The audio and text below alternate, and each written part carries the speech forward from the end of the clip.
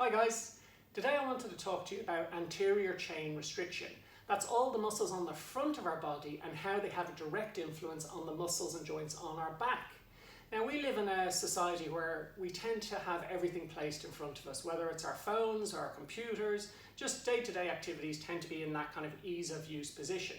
Now what that means for our tissues is we're starting to shorten and tighten, specifically in this upper area, because as our hands roll forward, as we're using devices and that type of thing, the muscles or the tissues on the front of the body then shorten and tighten to facilitate those movements a little bit more.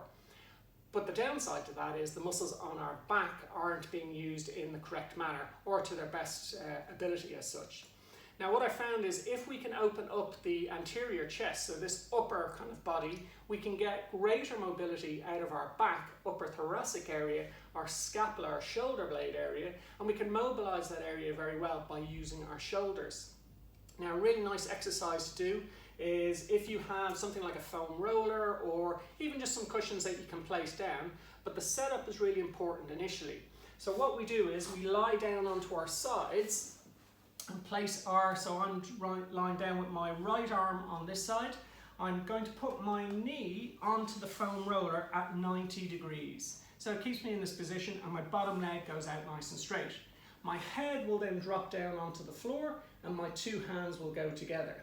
Now this is what I call the windmill position, because what we're going to do is we're going to take the hand, the left hand, and we're going to keep it in contact with the floor and rotate this arm all the way around. Now as I start to come up over and beyond my head, it becomes quite restrictive, and a couple of things want to happen. Either my arm wants to come up off the ground as I carry on this revolution, or my knee wants to come off the foam roller. Now my goal is I'm going to try and keep in contact with both. I'm going to try and keep my hand in contact with the floor and my knee with the roller to give me a maximum stretch through this shoulder, through this pec area here, and facilitate the rotation in my upper back and spine. Now, as I go through this movement, I'll hit a block zone. It's natural. Generally, we're quite tight in that area, so I'm not expecting it to suddenly just open up. And I do what's called the windscreen wiper. I'm going to literally wave the hand back and forth, and I'm going to feed those tissues some proprioceptive information. I'm going to stimulate the nerves to talk to the muscles to the brain, to say, look, it's safe to carry on, let's move a little bit further. And then I get to my next sticky zone, and I'll do exactly the same. Now, as I go, if I get to a point where I feel I can't go any further, I'm completely locked, I'll just come all the way back.